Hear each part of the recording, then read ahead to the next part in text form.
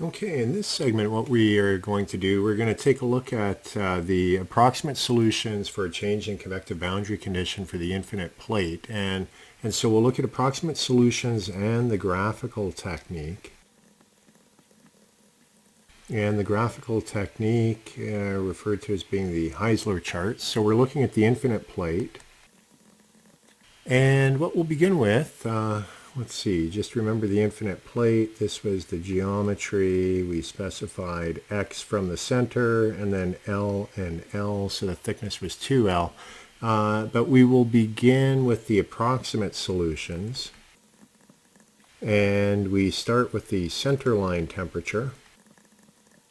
And this is where we're going to use a lot of the nomenclature that we presented in the last segment. So theta naught star, that's going to be theta naught divided by theta I.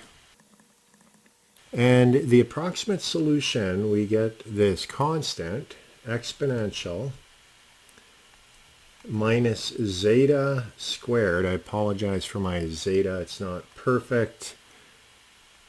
And then Fourier number. And the Fourier number, if you recall,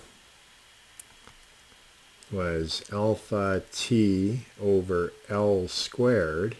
And C1 and zeta, where do we get those from? Well, we have to evaluate the Biot number first. And the Biot number for the slab is HL. L is our characteristic length, divided by K, the thermal conductivity.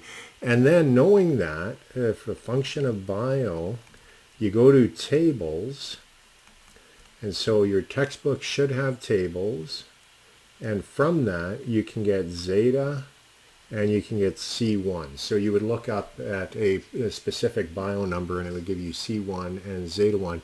Make sure you're reading it for the infinite plate, not for the cylinder or the sphere, because they most likely will also be in the table. So that's how you get the center line temperature. You use that expression there. And then to get the spatial temperature, again we use a theta star, but we take theta this time instead of theta naught, and theta denotes temperature at a given spatial location other than the center line. And in this solution, what we do is we use theta naught star from our previous solution. So you got to evaluate the center line temperature first. And then once you've done that, then you can get temperature at a location off of the center line. And it is expressed in terms of cos and zeta 1 times x star. Zeta 1, that is a function of Biot number from the tables. And x star is equal to the spatial location that we're interested in evaluating divided by L, which is the thickness. Now, one thing that you got to be careful about here, this is evaluated in radians. So make sure your calculator is in radians when you evaluate that term, or you will calculate it incorrectly. And then the final thing that we're going to get using the approximate solution is the heat loss. The heat loss from our slab to the surroundings.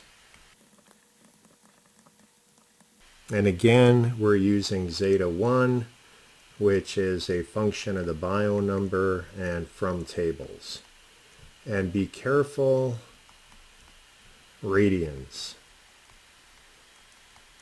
So don't get that wrong. And then Q naught, we talked about Q naught with our nomenclature. It refers to the total amount of heat loss if the entire solid was to go from Ti to T infinity. So that is using the approximate technique and using the Heisler charts. I won't show you the Heisler charts yet. We'll do that when we work an example problem in the next lecture. But what I'm going to do is just sketching them so that you get an idea as to what they look like. So using the graphical technique, and these are referred to as being the Heisler charts. They may or may not be in your book depending upon what textbook you're using. But just like before, we start with the center line. And the center line is plotted as a function of the Fourier number. And then the curves are going to do interesting things. And these curves, there are a number of them, and they go by 1 over the bio number. So there would be different curves that come along. I think they all have similar breakpoints. I'll just draw one. So that would be the center line temperature. And just like before, you have to do the center line first, and then you can move on to the spatial. Spatial is a different curve. And here we have theta over theta naught.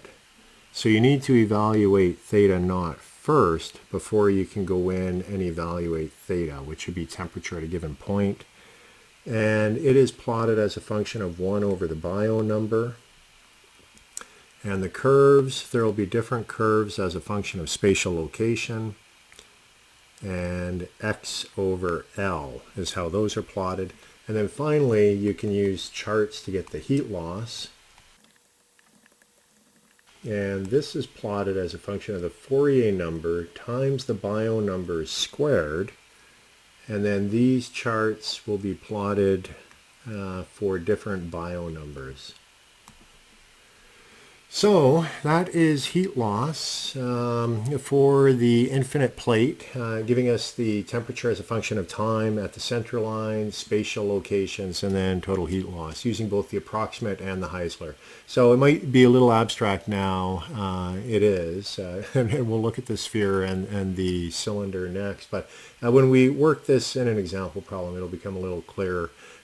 Basically, when would you use the graphical versus the equations? The equations are pretty easy, although for the cylinder we'll see there are Bezel functions, and so you got to go and look up values in another table, which can be a bit of a pain. The graphs are not as accurate, but they're quicker, and so it's, you know, a bit of a mixed call, which is better, but you can use either technique, and you'll see in the example problem I'll work both techniques, and we get very, very similar results out of them. So anyways, that's the infinite plate. We'll next move on to the cylinder.